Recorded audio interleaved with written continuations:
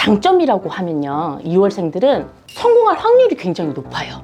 이제 호구로 살 바에 차라리 양놈으로 사는 게 낫다. 착해요. 근데 요즘 세상에 착하시면 안 돼요. 짠! 구독을 누르시면 복 받으실 거예요. 보가 나와라. 짠! 쌤 안녕하세요. 네, 안녕하세요. 쌤, 오늘은 저희가 지금 방에 불도 꺼놓고 초콜릿도 없고 지금 뭔가 좀 색다른 분위기인데 네. 오늘 컨셉은 애기 씨가 안 오고 할머니가 설명을 좀 하실까 해서. 자, 이제 본격적으로 오늘의 주제는 어떤 거냐면 네. 이거는 선생님이 먼저 저한테 말씀을 하신 거죠. 월에 따른 성향, 이게 음력인가요, 양력인가요? 저희가 말씀드리는 거는요, 음력으로 말씀을 드릴 거고요. 태어난 월에 대해서 내가 내 성향을 그렇다고 해서 모든 분들이 다 맞는 거는 아니에요. 어느 정도 비교를 해보시면 좀 이런 성향을 갖고 있구나. 각자 개인들의 사주가 다 있기 때문에 보편적으로 생각을 하시면 될 것 같아요. 저희는 이제 사주 공부를 한 사람이 아니기 때문에 영적으로 받는 거기 때문에 보통 1월생들은 이렇다, 2월생들은 이렇다, 이렇게 말씀드릴 테니까 거기에 참고하셔가지고 내 성향이 이렇다 저렇다 하는 거를 좀 생각하시면은 편안하지 않을까 싶어서 제가 말씀을 드리는 게 어떨까 해서 이렇게 찍자고 얘기를 했거든요. 그러면 1월생부터 제가 설명을 드릴게요. 1월생들은요, 성향이요 굉장히 조금 강해요. 1월이 굉장히 춥죠. 그쵸. 한 해 중에서 굉장히 춥잖아요. 생활력이 강하다, 뭐 이렇게 보시면 돼요. 성향이 강하다 보니까 일반적으로 남 밑에서 견디지를 못해요. 양면성을 조금 갖고 있어요. 성향은 강해 보이지만은 내면적으로 여름면도 좀 갖고 있고, 그러니까 보통적으로 봤을 때 1월생들은 일반적으로 사업을 하시는 분들이 1월생들이 많아요. 직장이나 뭐 이런 데서 남 밑에서 일하기보다는 내 사업을 하는 사람들이 많다. 1월생을 이기는 게 바로 2월생입니다. 1월생도 사실은 강하다고 얘기를 했는데 1월생을 이길 수 있는 게 2월생이에요. 세다라고 보실 수 있죠. 그러면 1월생들은 성향은 좀 약한 반면에 아까 말씀드렸잖아요. 내면이 조금 약하다고. 근데 2월생들은요, 그거보다는 조금 강해요.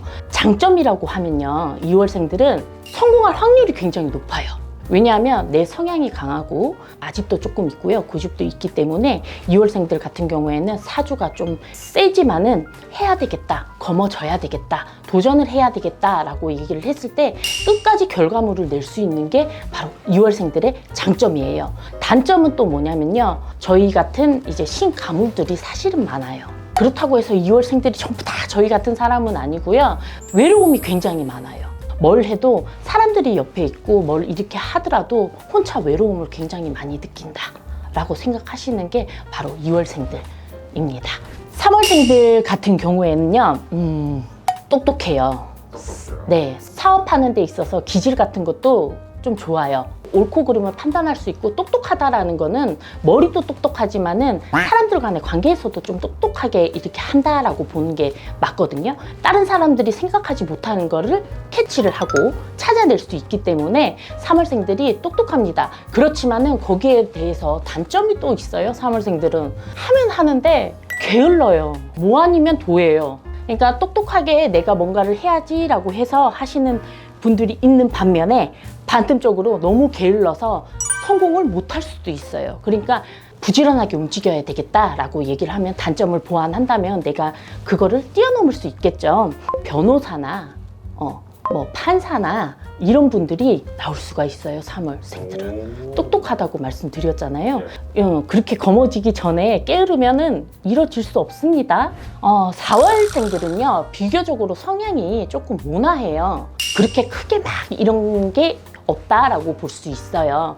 부처님 줄이 세다, 뭐 공줄이 세다, 뭐 이렇게 말씀하시는 분들도 있거든요. 근데 그거는 사실은 저는 잘 모르겠습니다. 성격이 너무 모나지도 않고 못하지도 않고, 그러니까 거의 중간치를 하신다. 그리고 이분들이 직업을 가지고 계신 분들을 보면은 보통적으로 뭐 교수님이나 학교 교사님이나 공무원들, 모나지가 않기 때문에 단체 생활에서도 괜찮아요. 그래서 대기업 같은 데 들어가셔도 괜찮을 것 같고, 근데 4월생들의 장점이 있어요. 재물을 좀 깔고 있다라고 보시는 게 맞아요. 숨어있는 재물 같은 거 있죠. 가정이 조금 그래도 받쳐주는 것들이 있다던가 열심히 노력하셔가지고 자 깔고 있으면 어때요? 깔고 있다고 해서 흥청망청 쓰면 안 되겠죠. 깔고 있다고 하더라도 조금 더 노력을 하고 차곡차곡 쌓아져서 간다면은 분명히 얻을 수가 있겠죠. 5월생들에 대해서 말씀을 드릴게요. 사실은 말하기가 조금 크게 말씀드릴 게 사실은 조금 없어. 아 그래요? 착해요. 근데 요즘 세상에 착하시면 안 돼요. 옛날에는 착한 사람들이 덕도 많이 보고 사실은 그렇잖아요. 근데 요즘에는 세상이 좀 요상망상하다 보니까 어떻게 보면 사람들이 너무 돈 쫓아가서 가다 보니까 착한 사람들은 이용당하기가 쉬워요. 그러니까 양보도 잘해. 그래서 내 거를 제대로 못 받아 먹어요. 착한 것만 좋은 게 아니에요. 착하지 마시고 현명하시고 똑똑해지셔야 돼요. 그래서 제 방송 보시는 5월생들 분들은 너무 사람들한테 베풀려고 하지 마세요. 내게 있으면은 내 거를 챙길 줄 아셔야지. 그게 단점이거든요. 그것만 보완해서 가신다면은 5월생들 직업들 같은 경우에는 뭐 병원직이나 서비스업을 하신다거나 아니면 남들을 위해주는 직업, 봉사, 보호사, 사회봉사를 할 수 있는 직업들이 또 많겠죠. 직업이 너무 많으니까 저 어떤 직업이다라고 말씀드릴 수는 없지만은 5월생 단점이 또 한 개 또 있어요. 뜬구름을 잘 잡아요. 착한 사람은 이용당하기가 좋아요. 그래서 귀가 얇기 때문에 다른 사람이 이렇다 저렇다 얘기를 하면은 허황된 꿈을 갖는 거야. 조심하세요. 내 거는 챙길 거는 좀 챙기시고 이제 똑똑해집시다. 이제 호구로 살 바에 차라리 쌍놈으로 사는 게 낫다. 자, 이제 6월생에 대해서 말씀을 드릴게요. 고집이 굉장히 셉니다. 굉장히 세요. 네. 고집보다는 아집이라고 하죠. 내가 맞다고 생각하는 거에 대해서 좀 이렇게 가는 스타일이에요. 남 밑에 있기는 힘들겠죠. 유들유들하게 돌아가야 되는데 그렇게 돌아가지를 못해요. 끈기가 강하지를 못해요. 사실은 어려운 일을 잘 안 하려고 해. 자존심은 겁나 세. 그래서 어설픈 일을 안 하려고 해요. 또 단점이 하나 있어요. 너무 마음이 여려. 불쌍한 사람 있으면은 가다가도 멈춰서서 자기 주머니에 있는 거 꺼내줘.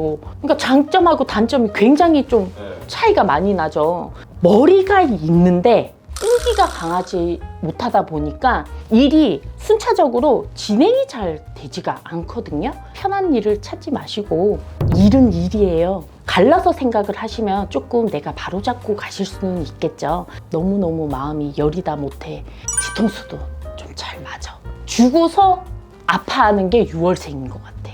적당히 주고 적당히 받으면 될 것 같습니다. 되게 외로움도 많아. 그리고 가슴도 잘 시리고 눈물이 굉장히 많은 게 6월생들이거든요. 그러니까 6월생들이 어떻게 보면 한량인 것 같아.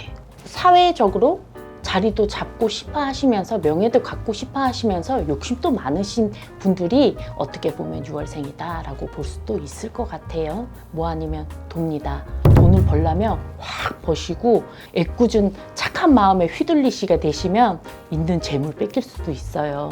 그거 마음 잘 잡으세요. 알겠습니다. 네. 감사합니다. 네, 감사합니다.